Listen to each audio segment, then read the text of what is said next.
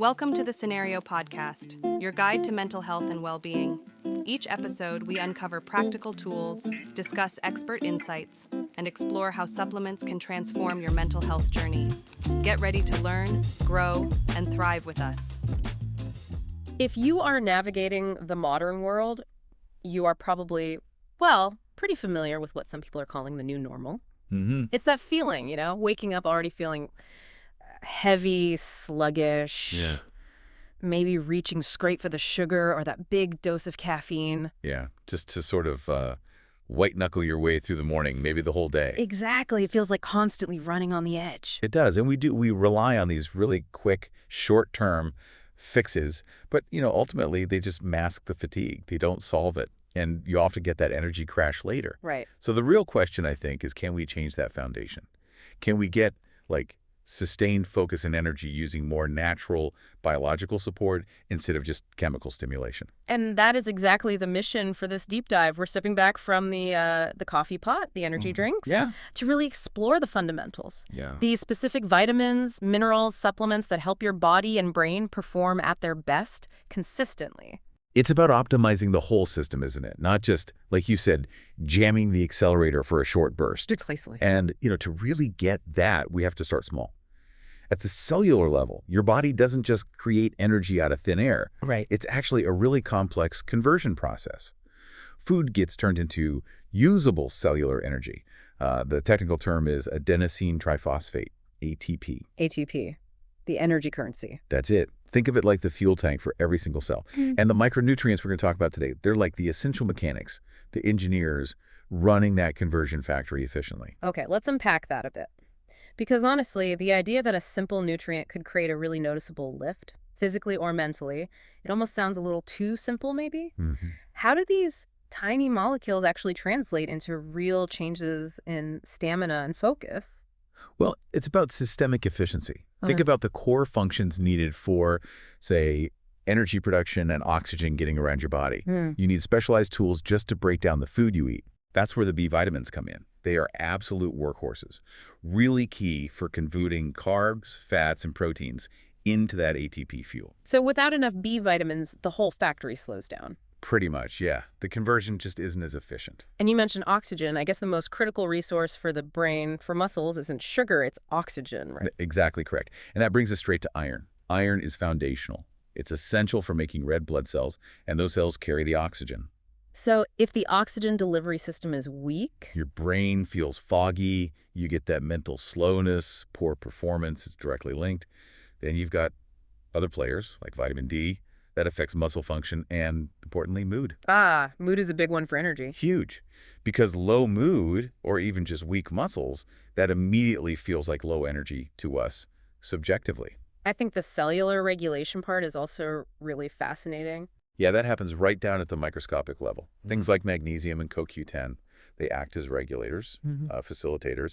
They help make sure that energy metabolism inside the mitochondria, the powerhouses of the cell, run smoothly. Okay. And we can't forget vitamin C. It helps with immune function, sure, and fighting off illness definitely saves energy. Right. But it also crucially helps your body absorb that vital iron we just talked about. That's a great overview of the system, but it does bring up a really important point for you, the listener. If you're dealing with severe, just relentless fatigue, this probably isn't just about finding the right multivitamin. Exactly right.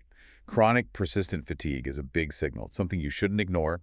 It might well be tied to specific measurable health conditions, very commonly severe B12 deficiency or iron deficiency anemia, where the body just fundamentally can't produce energy properly until that core issue is fixed. Precisely. You need to address the deficiency itself. Okay, so let's focus now on the heavy hitters, the nutrients most often linked to actual measurable changes in energy and focus.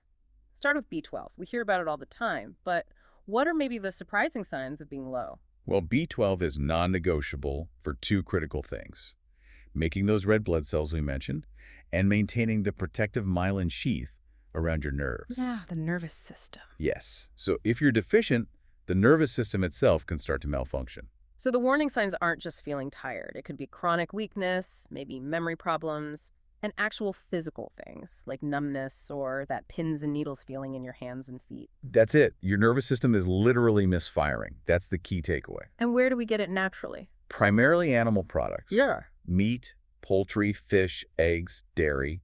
Also fortified cereals and nutritional yeast for vegetarians. Okay. And supplementation is really worth considering, not just for vegetarians or vegans, but often for older adults too. Why older adults specifically? Well, the evidence shows that as we age, our stomach acid production tends to decline. And you need that acid to effectively separate B12 from the protein it's bound to in food so you can absorb it. So supplements can sometimes bypass that absorption issue. Exactly. They often come in a form that's easier to absorb directly. Okay, next up, vitamin D. The sunshine vitamin, but it seems like it's increasingly seen as more of a hormone regulator. It really is much more than just a bone builder, although that's important too.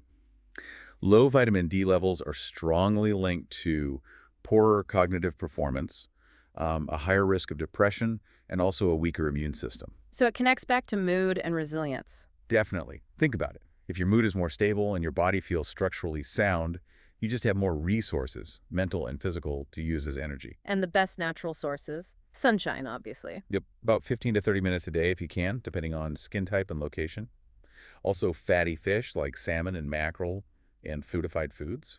But realistically, with indoor work in varying climates, supplementation is pretty common now, isn't it?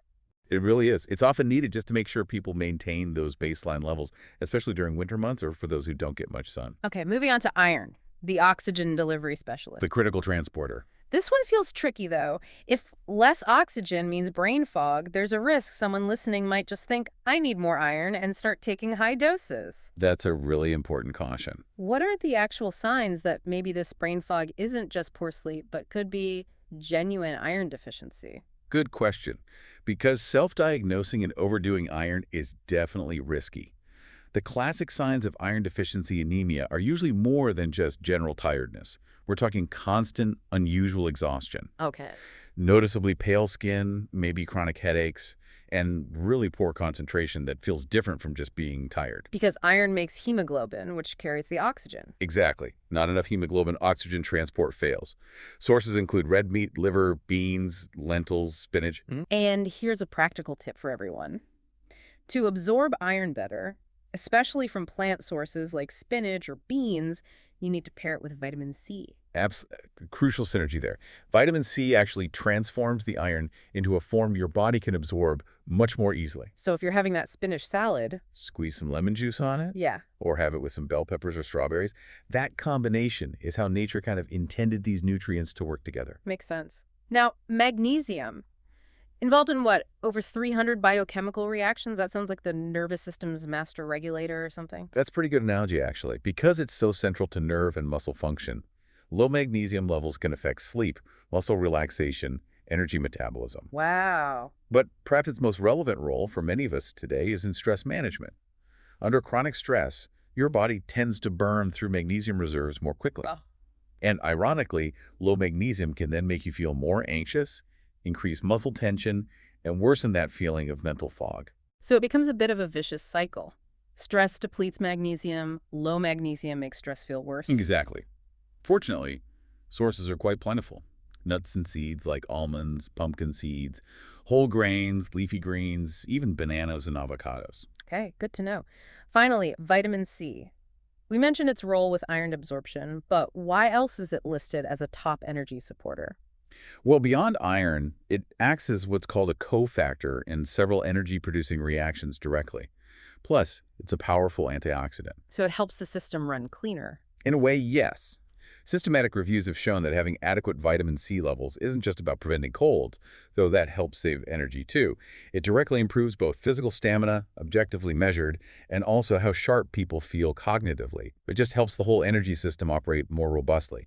So if we kind of shift perspective a bit now, many people aren't necessarily, severely deficient in these things. They might just be looking to optimize their performance, their resilience, maybe go beyond basic nutrition. And they might be turning to other natural compounds, ones that specifically help the body adapt to demands. Okay, this brings us to a category that I think needs careful definition. Adaptogens and nootropics. We hear these terms thrown around a lot. But what are they really, and how are they fundamentally different from, say, just taking a B vitamin? That's a great point. Clarity is key here. So vitamins, like we've discussed, primarily correct a nutritional gap or deficiency. Adaptogens and nootropics are more like functional compounds. Okay. Adaptogens are usually natural substances, often herbs or roots, that help the body stabilize its physiological processes. They help you maintain balance, especially during times of physical or mental stress. They literally help you adapt. And nootropics? Nootropics are substances specifically aimed at enhancing cognitive functions. Things like memory, focus, creativity, motivation. They're essentially cognitive enhancers. Okay, let's start with a classic adaptogen then. Ginseng. Right. Ginseng has a really long history, traditionally used for boosting both physical vitality and mental stamina. It's considered a true mental energizer. And another popular one now is ashwagandha. Yes. Ashwagandha is another powerful adaptogen. Its main focus seems to be on helping the body cope with stress, particularly by helping to normalize cortisol levels. So the benefit isn't like a direct jolt of energy. Not exactly. It's more about maintaining steady energy by improving things like sleep quality and reducing that feeling of being constantly wired from stress. It dampens the negative effects of stress. Yeah, in the nootropic space, the combination of L-theanine and caffeine is really interesting. We all know caffeine gives you that kick, but often with side effects like jitters or anxiety. Yeah, that combination is a fascinating example of synergy. Caffeine obviously boosts alertness, but L-theanine, which is an amino acid found naturally in tea leaves, seems to modulate brain waves. It crosses the blood-brain barrier and encourages the production of alpha brain waves. These are associated with a state of calm, relaxed, but focused attention, like being in the zone. So the L-theanine effectively takes the anxious edge off the caffeine stimulation. That seems to be the effect. You get enhanced mental clarity and focus, but potentially without the typical caffeine crash or jitters. It's like achieving better performance without paying the same physiological price. That's pretty cool. It is. And finally, just to quickly mention two other supporters often discussed for optimization. CoQ10. This helps with ATP production right inside the mitochondria, like a spark plug for cellular energy. And zinc, which is just crucial for so many things: immune response, mood stability, overall brain function. Okay, so we've covered the essential vitamins and minerals and some of these optimizing compounds, but what does this practically mean for you listening if you're thinking about supplementing? I mean, not everyone needs to, right? Exactly. This is where careful critical thinking is so important. That's the final piece. Understanding necessity. While we always advocate for getting nutrients from whole foods first, that's the foundation. Some specific groups of people do face biological or lifestyle challenges that can make targeted supplementation really beneficial. So who are the primary candidates who might genuinely benefit? Well, first, as we mentioned, older adults. They often struggle with absorbing B12 efficiently, and sometimes vitamin D synthesis from sunlight decreases too. Okay. Second, vegetarians, and particularly vegans. They might need to pay closer attention to getting enough iron, B12, and zinc, as these are more abundant or easily absorbed from animal products. Right. And third, anyone under chronic high levels of stress. Right. As we discussed with magnesium, significant stress can deplete stores of magnesium, vitamin C, and B vitamins more rapidly. Makes sense. Now, we absolutely have to address some common myths here because misconceptions can really derail people's efforts. Myth number 1. The idea that supplements are a magic bullet and can somehow replace a healthy diet. Oh, that one is just unequivocally false. Supplements are there to supplement, to fill specific gaps. They cannot replace the complex nutritional matrix you get from whole foods. Why not? Because whole foods provide essential fiber.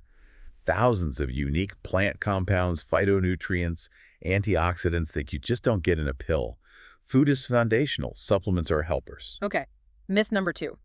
The dangerous idea that if a little bit is good, then more must be better. Yeah, this isn't just false. It can be actively harmful.